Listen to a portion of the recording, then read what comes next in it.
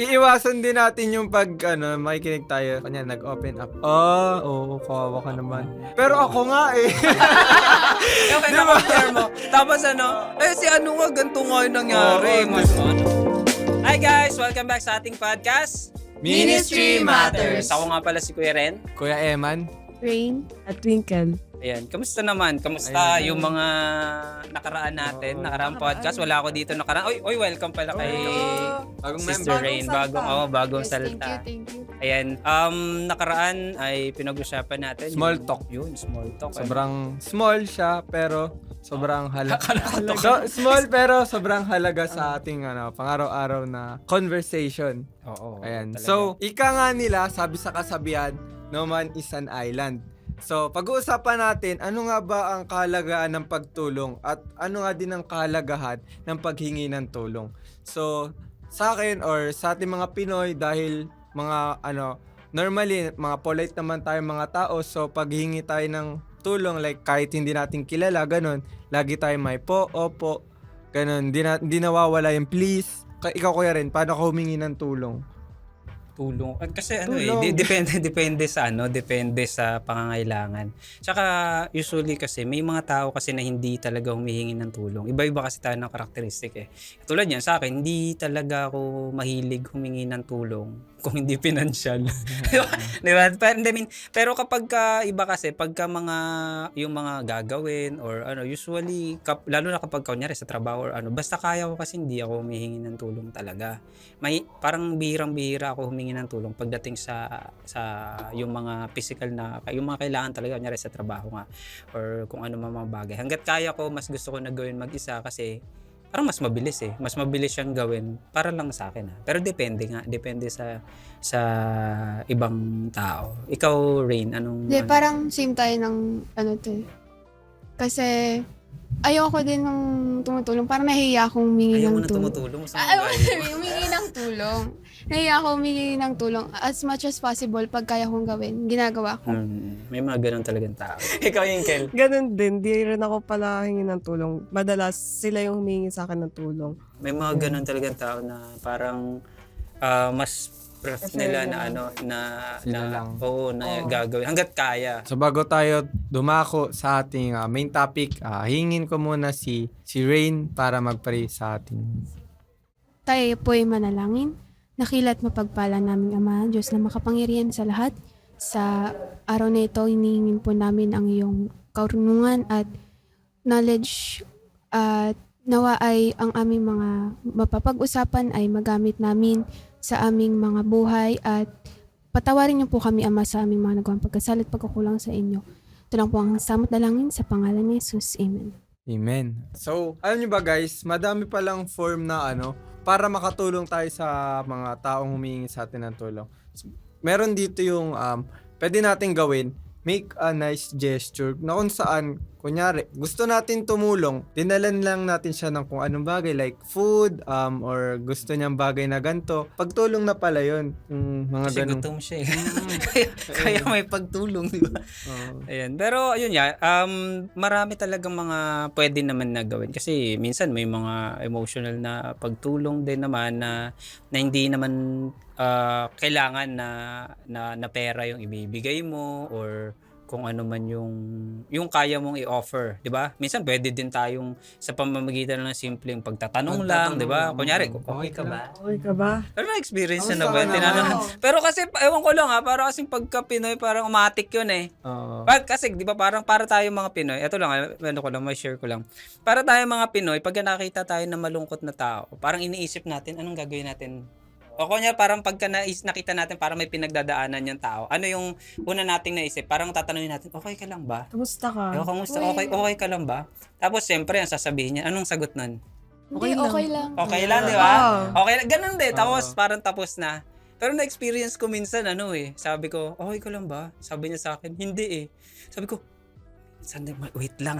Parang ano, Nasira yung pattern. Dapat Mali- ang sagot lang dito. mali yung script. Mali yung script. Wala hindi sa ko script. hindi ko na paghandaan to. Anong sasagot ko? Parang naguluhan ako nung sinabi sa akin na hindi. Sabi ko, Pero- paano ba? pero actually, Diba? madali lang naman siya kung sinabi nila na hindi. Then nag-open up sila. Makinig lang tayo. Oo, ano lang, makinig lang talaga tayo sa kung ano yung sasabihin. Oo, No? O kung mag-open siya, di ba? Para kasi ang hirap din kasi, minsan kasi may mga tao na nahihirapan din magtanong, di ba? Parang nagsabing siya ng, okay ka lang ba? Tapos sasabihin niya sa'yo, hindi eh. Anong sunod? Tatanong ko. parang sa akin, kasi hindi naman ako talaga matanong na tao. Or ano, parang nahirapan ako na i-follow up yung ano. Hindi mo Ay, alam kung anong gagawin. Pag sabi niya na ano na hindi, okay.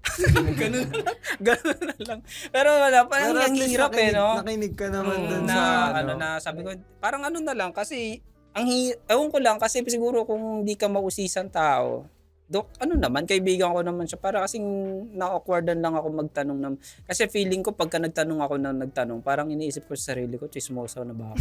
Parang gano'n yung naiisip ko eh. Na kaya hindi ko magawa na magtatanong ako na magtatanong. Sa kanya, anong nangyari?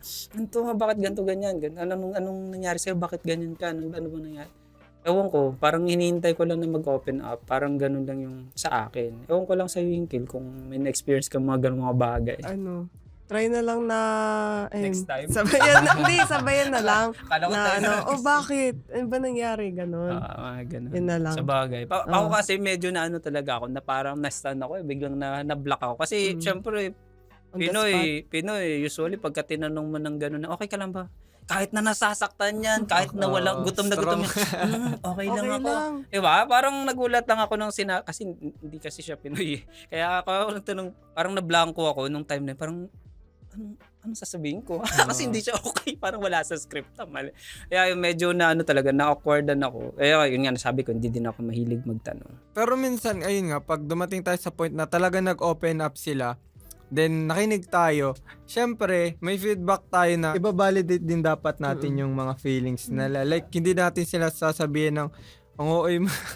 Okay mo naman. Oh, syempre, ano yun, tao naman yan eh. Oo. Oh, may kumbaga may pinagmulan kung bakit siya ganun yung naramdaman niya. Ayun na din, parang avoid judgment na din pag nag-open up sila. Kayo, ano ba kayo? Ginajudge yung bagay. Ano na lang, try na lang. Inside si Inkle Oh, kapag hindi ah. Ano ba naman? Kasalanan mo kasi. Understanding kaya ako. Basta pagka, syempre nakikinig tayo. Syempre dapat I-acknowledge makinig tayo. natin yung mga sinasabi. Oo, na... Yung feelings nila. Saka pag ano din siguro yung pagbibigay ng advice, like hindi naman wala naman tinatanong Hindi sa naman niya atin. tinanong. Oo, yung Sabi parang mo, nag-a-advise ka. dapat kasi ito ginawa mo. Eh di ikaw gumawa. I mean, hindi naman ikaw yun nandun. Hindi din natin alam kung naisip niya ba yung ganun. So, pag hindi hinihingi yung advice, wag mo na bigyan. Makinig ka na lang. Oo, sapat na yun. Kung di naman niya hinihingi, Kaya di ba? Mag-react ka na lang. Huwag kang kumbaga huwag kang magbida-bida. Hindi, ganito Nangunguna. kasi dapat eh. Pero yun nga, tama naman yun na ganun talaga. Kung dito tayo, kunyari, yung mga emotional, yung parang nanghihingi tayo ng, Emotional support. oo, na nanghihingi ng tulong or tumatanggap ng tulong dahil sa, yun nga, nag-open up siya sa atin. No, kumbaga wag naman tayong bigla-biglang mag-a-advise ng kung ano-ano, di ba? Pero hindi ko alam kung paano approach natin doon kapag pagka ganun na nakita natin na nahihirapan na yung tao. Kasi pag napaghahalatan kapag hindi ka talaga matulungan. Kasi medyo mahihain ako eh pagka mga ganyan. Medyo dadaanan ko sa joke yan. Oo. Parang yung kaibigan ko nag-chat nung nakaraan sa GC namin, sabi niya. Pero medyo maraming problema, ang dami. Medyo nagkakagulo, ang daming nangyari. Ang hirap daw nung setup yung pamuhay niya doon yun. Sabi ko sa kanya, kasi ikaw puro ka pakikipag-boxing sa kangaroo eh. Ganun kasi sabi ko. Para lang gumaan lang ako. Kumbaga ganun ako eh. Pagka nakikita ko medyo seryoso na talaga, parang gusto ko lang na, parang yung kaya kong itulong Yun yung way mo ng parang pag-aanin Lighten up the mood na lang. Oo, kumbaga magjo-joke na lang ako or makaasar ako para Ayun nga. para hindi ba parang palalim ng palalim yung lungkot niya. I-motivate i-treat mo na lang siya sa paraan na alam mo. Like, mga compliments o ganon. Kung saan sila Basta mawala lang din yung nararamdaman nila kahit papaano. Kung hindi ka man maging makabigay ng solusyon, at least gumaan yung loob nila nung time na nagkausap kayo, ganyan. Sabi ko sa kanya, galingan mo pag-boxing. Ayun. Nakakagaro. Actually, sobrang halaga nun talaga yung compliments din. I-cheer mo sila. Kayo, may alam ba kayong mga words of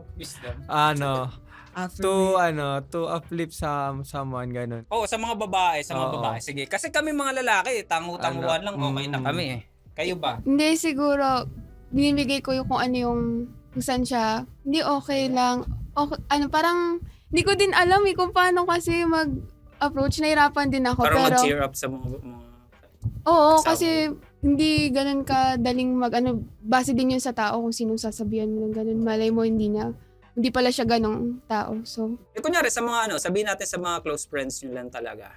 Paano ba kayo may nakita na ba kayo mga down na down? Balita ko yung mga kaibigan nyo, kunyari sila Clarice o kaya sila Denden, may mga Pag pinagdadaanan sobrang ba sila? No, yung mga ganun ba? diretso call. Call talaga yan. Oh, yun nga, kunyari nag-uusap kayo, paano approach nyo? Ako kasi pag lalo na pag personal na magrarant yung isang tao, gino-joke time ko na lang rin sila. Same pala kayo. Parang, May mga ganun talagang tapos tao eh. sa dulo, okay lang yan. Humor Hindi mo kasi na lang ako yun. yung ma-comfort na tao, basta nakikinig lang ako. Siguro pag nasa kalapit ko, ganun, ihahag. Sabi, uy, okay lang yan, pat lang. Yun sa gesture nga, parang nakakatulong din yun eh. Oo, totoo. May nagpapaindi ng Ayun. parang comfort. Oo. Talaga. Ganun ako clingy. Hindi ko sabagay, babae kasi. Sa lalaki kasi hindi, ewan ko lang, hindi namin kailangan ng tulong.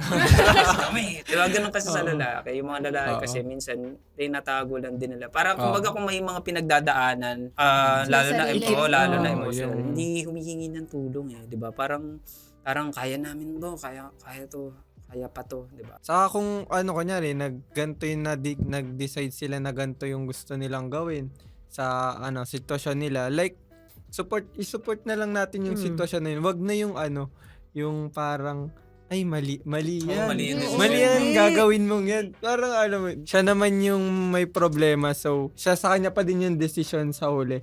Nandun ka lang para tumulong lang or magbigay ng advice. Hindi, ikaw mismo yung mag-decision. Yung parang pipilitin mo siya sa suggestion mo, no? Hindi, dapat kasi ganito.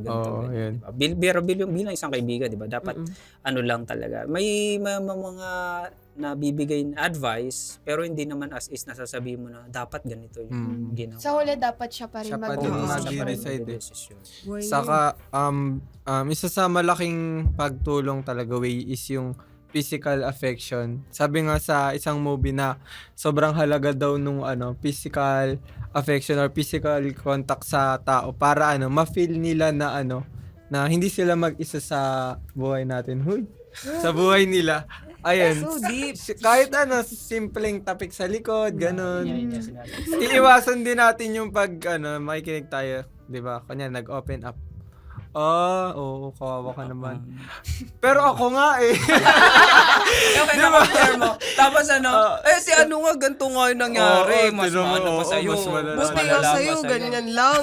Akin nga. Parang hindi ko alam pero parang ang pangit naman nung ganun na na setup yung parang nakinig ka tapos sabay ko compare mo siya sa iba tapos compare mo sa sarili Tas mo. problema mo na yung yung pinag-uusapan niyo. Kumbaga hindi na siya. Napunta ka na tapos sabay mo, alam mo nga ako nga dati. Parang ikaw naman yung nangingi ng tulong. Bida-bida. Oo, pangit yung ganun eh. Narcissist. Wag ganun yung kila.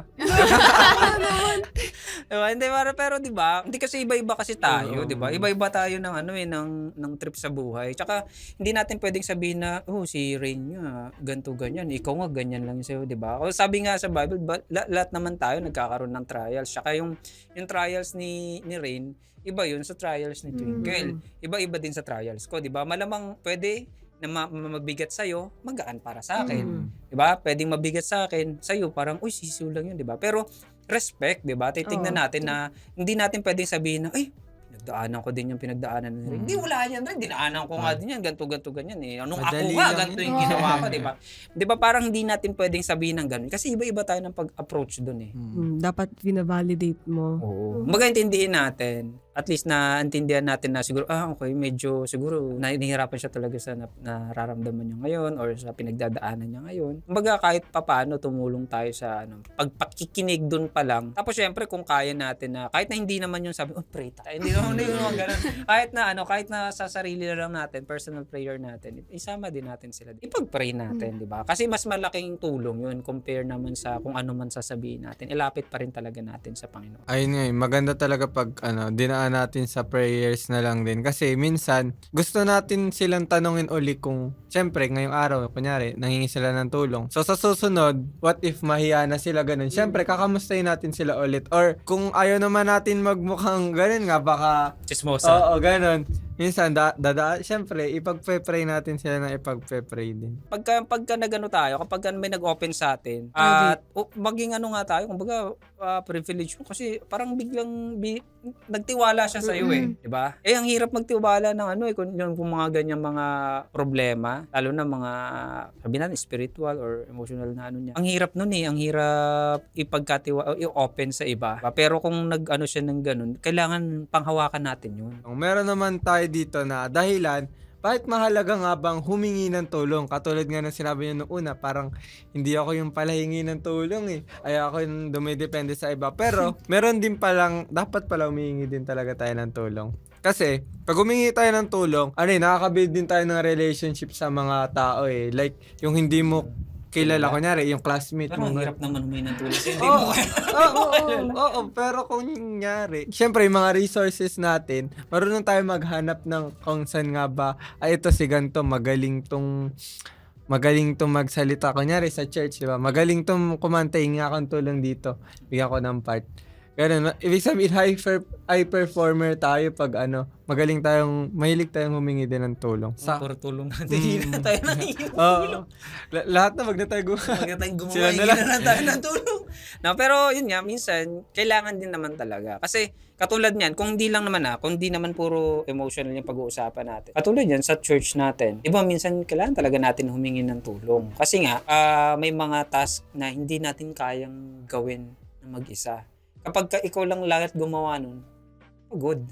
Nakakapagod yun kapag gano'n. Kaya kailangan hingi din tayo ng tulong sa kanila, sa mga youth, kapag kailangan yung kailangan din natin hingi ng tulong sa mga elder, o di ba? Yung support nila, paparinig tayo, ang support nila na i-like and share yung podcast natin. Tapos di ba, yung subscribe, tapos yung merienda.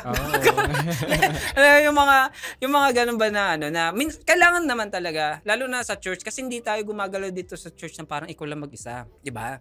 Kailangan na may iba talagang tao Tulong-tulong na tumutulong sa atin para maisagawa yung task na binibigay sa atin. Kapag humihingi tayo ng tulong, mas nabibigyan ng action agad yung kailangan natin. Kasi kung kaysa sarili lang natin, parang minsan pinapahirapan natin yung sarili natin, hinakargo natin lahat ng problema. Hindi pala natin kaya. Hindi naman pala natin Mas kaya. lumalala. Oo. Kailangan din natin minsan ng suggestions, ideas sa ibang Oo, tao. hindi natin mas mabilis di ba? Mas mabilis kapag humingi tayo ng tulong. Lalong-lalo na kapag kayong hiningi natin ng tulong, yung alam mong specialty niya yung mga bagay na yun. May knowledge dun Oo, sa may knowledge dun sa bagay na yun. Kung kailangan mo ng tulong, Why not? humingi ka ng tulong, di ba? Unang-una, pag sa business, less effort yun. Tapos, nakakapag-isip ka pa, nakakagawa ka pa ng ibang bagay, di ba? At ginagawa niya na yung isang problema or isang kailangan mong gawin, tapos nakakagawa ka pa ng ibang magagawa mong bagay, di ba? Hindi yung ikaw lang yung gumagawa na nauubos yung yung oras mo. Pero yun nga, kapag humingi tayo ng tulong, mas napapadali talaga lahat ng bagay. Matututo ka din sa taong yun. Oo, tama. Saka kasi pag humihingi tayo ng tulong, actually siya part siya ng growth mindset eh. Alam niyo ba yung growth mindset? Na hindi porket ayaw mo humingi ng tulong, na agad yun. Oo, kaya ko to. Oo. Parang negative din yun eh. Kasi growth mindset na iisipin mo na lagi may tutulong talaga sa'yo at kailangan mo ng tulong talaga. Hindi mo kayang gawin lahat yung mga bagay ng ikaw lang. Dadating talaga sa point na need mong humingi ng tulong kay ganito. Pag in-embrace mo yung idea na hindi lang ikaw yung kailangan gumawa, magiging mas fruitful yung gagawin mo. Mas mag-grow. As Growth, an individual. growth mindset. Ikaw, Kel, mapili ka bang humingi ng tulong? Ha? Kunyari, katulad yan, yung mga minsan sa mga bagay-bagay na sa school or ano, hingi ka ba ng mga tulong? Parang financially lang Pag yata ano? palaging hingi mo ng tulong. Uy, hindi Ganon. Pag sa mga subjects na ano talaga, hindi ko maintindihan, ayun. Pero the rest, ano lang, ewan ko. Talino. Strong independent woman kasi. Oh. Uy. Iba din. Ikaw rin. Dati talaga hindi talaga eh. Pag alam kong kaya ko, tsaka hindi ko naman kailangan ng masyadong tulong. Ginagawa Ikaw na ko lang. mag-isa. Pero term sa baka may mas idea pa siya, may suggestion pa siya. Syempre. Doon ako nanghingi ng tulong na pag wala talaga akong idea sa bagay na yon, humingi ako ng tulong sa alam kong mas may alam dun sa bagay na yun. So kapag humingi tayo ng tulong, mas nag-improve to ng mental health natin. Kasi minsan nag-overthink tayo, kunyari may gagawin tayong isang bagay or assignments, ganun. Pag inisip Pakopya na na, lang tayo sa kanila. Oo, hindi naman sa ganun, pero pag inisip natin tayo lang yung gagawa, syempre mag-overthink tayo niyan, magkakaroon tayo ng anxiety na kaya o kaya itong tapusin ng ako lang. Pero pag inisip mo na may katulong ka sa isang bagay, Parang napapagaan. napapagaan. Hindi mo isipin yung paano na kaya to? Paano na kaya ako? Ayan. Yung pagtulong, ano yan eh, may good things din yan na nadudulot dun sa hinihingian natin ng tulong. Like, kunyari ako, tumulong. Nagkakaroon ako ng sense of purpose, ganun na. Wow. Ito pala yung kaya pala binless ako ng ganito para tumulong din, ganun. Totoo naman yun. May mga ganun talaga na parang ang sarap na sa pakiramdam pag nakakatulong ka, lalo na sa mga simpleng bagay. Kahit mga simpleng bagay lang, pero alam mo yung nakatulong ka talaga. Minsan kasi na-experience ko minsan may matanda na sa may kalsada. Naglalakad ako nun, parang magsasakay din ako ng jeep. Tapos siya nagtutulak ng kariton. Papatawid sa may tulay. Papataas doon. Sabi ko, grabe naman to si nanay. Parang ang bigat ng belgat naman nung dinadala niya. Hindi ko natiis. Tumawid ako sa kabilang side. Tapos tinulungan ko siyang magtulak ng kariton. Tinapon ko yung kariton papunta sa tulay. Wala na siya. Hindi na siya nahirapan, di ba? Kasi wala na. Hindi, joke lang. Tinulungan ko siya hanggang... Akala ko totoo. hanggang makatawid. Tapos kwentuhan kami saglit. Tapos yun nga, sabi niya siya na lang daw yung mga anak niya. May pamilya niya daw. Tapos sabi ko, grabe naman to na. Pero nung pagkatapos nun, binigyan ko siya ng pera kung magkano yung natira ko sa bulsa ko. Tapos, parang natatawa. Okay lang. Binigyan ko siya ng pera. Tapos, parang pagkatapos nun, nung umuwi ako, ang gaan-gaan sa loob ko na parang nakatulong ako na parang inisip ko kasi wala naman akong kayang ibigay. Wala naman akong kaya itulong sa ibang tao. Diba? Pero, Simpleng at least, diba, bagay. simpleng bagay na kapag nakatulong ka, nakapagtulak ka ng kariton. Tapos, ang sarap lang sa feeling. Tapos, wala na ako palang pamasahe. Sabit na lang ako. Joke lang. Pero yun nga, ang sarap sa feeling kahit konting bagay lang na, alam mo yung parang chika-chika kayo, diba? Nagkaroon kayo ng connection. Pero hindi ko na talaga maalala yung mukha niya. Medyo gabi na yun eh. May iba din talagang effect sa natulong. Ikaw, Rain, sa pagka may natutulungan Di ba, ka. sabi nga parang, it's better to give than to receive. Kasi parang magkakaroon ka sa sarili mo na nakatulong ka sa simple way. Kahit hindi ka magaling sa na yun, or wala kang kayanan sa bagay na yun. Ano yung mga na-experience mo na gano'n? Parang ang sarap sa feeling na nakatulong ka. Mostly nagiging leader kasi ako sa na yun. Sa mga grouping sa school, ganyan. May mga groupmates talaga akong walang... Kwenta. Grabe. Hindi pinamaganda niya pa eh. Para, sakikinig sila ngayon. I-sugarcoat mo naman.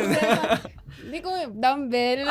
Pabigat. Pero, ayun, parang, pag kung bakit pala sila ganon, yung background nila, yung may family problem pala, makakaano ka na, kaya pala siya ganon. So, dapat tulungan na lang. Parang intindihin na lang. Paano yung assignment? Di, syempre, bibigyan siya ng bagong assignment na kaya niyang gawin. So, Parang sa pamamagitan nun nakakatulong ka. Oo. Parang gumaan yung loob mo. Ganun. Oo, Paano parang- yung gumaan yung loob?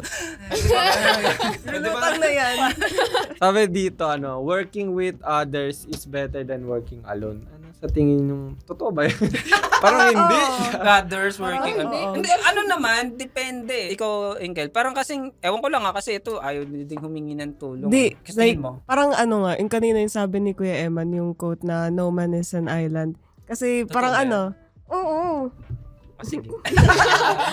Ayun nga, like hindi mo kayang mabuhay mag-isa. Parang halimbawa, nung in-example ng teacher namin na pag sa jeep, hindi mo naman kayang halimbawa yung nakasabit ka Sabit. lang, tapos kailangan mo pa pumunta sa super, oo, para lang magbayad.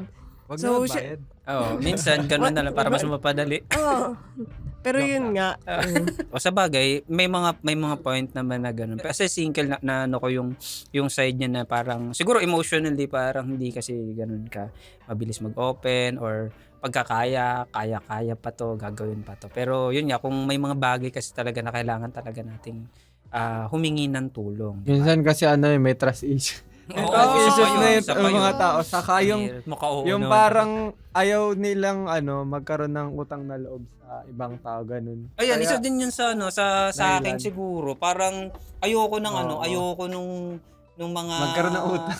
Oo, na utang na loob. Yung parang pagka tinulungan mo siyang iniisip ko na Oo. talaga. Ay pagka tinulungan ka niya, Baka parang to, inisip ko baka isumbat mamaya to. pagdating ng panahon isumbat niya sa akin. Tinulungan kita nung ganito ganyan, di ba? Parang Parang di ayun Yun yung yung sa iniiwasan bagay din natin. na iniiwas, ako personally iniiwasan ko talaga yun, na parang pagdating ng panahon, di ba nung tinulungan kita?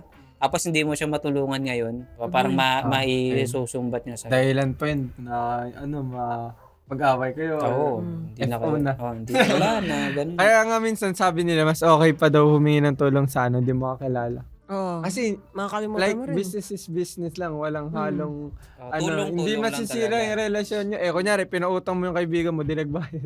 Hindi na. lang yung Oo, pera wala yung na. Wala na, may sama wala ng na loob din. na Oo. yun. Oo. Sa bagay, may point naman yun. Sa mga, dyan lang tayo humingi ng tulong sa mga dumadaan-daan naman. Pero yun nga, na sa paghingi ng tulong, mas okay din naman talaga na lumalapit tayo sa ibang tao basta talaga hindi na natin kaya. Ang hirap kasi kapag susuluhin mo lang lahat. Kapag emotional naman, lagi niyong tatandaan, pagdating sa emotional na problema natin, o kaya sabihin natin financial na mga problema na pinagdadaan natin sa buhay natin ngayon. Pagka hindi talaga natin kaya, kasi dahil kasi mga tao ngayon na, nabalitaan niyo yung yung tatay ni Jano Gibbs, yung nagpakamatay. Nung parang sinasabi yata nila, depressed ba or may mga ganun kasi. Mental health Oo, problem. diba? Ang daming problemang gano'n na lumalabas ngayon. So, kapag ka gano'n na may pinoproblema ka na, lagi, kung hindi mo kaya mag-open up, may libre kasi sa Panginoon. Yun ang pinakalibre sa lahat. Wala kang babayaran. Totoo. Wala kang babayaran na kahit na makikinig siya sa'yo, kahit na pang rant mo sa buhay mo. Diba? Basta ang importante, may connection ka sa kanya. Kumbaga huwag ka mawawalan ng pag-asa kasi sa totoo lang kapag siya yung linapitan mo, wala na. Masusolve din talaga basta talaga lumapit ka sa kanya. Yun ang problema sa iba. Pagka wala silang malapitan, hindi sila makapag-open sa ibang tao, anong nangyayari? Nalilimutan kasi nila yung pinaka-ani. Oo, Dapat hindi na nilalapitan. sila nakakalapit sa Panginoon. Anong nangyayari ngayon dyan? Wala na. Pagka wala ng choice, Suko na. suko na, ayawan na.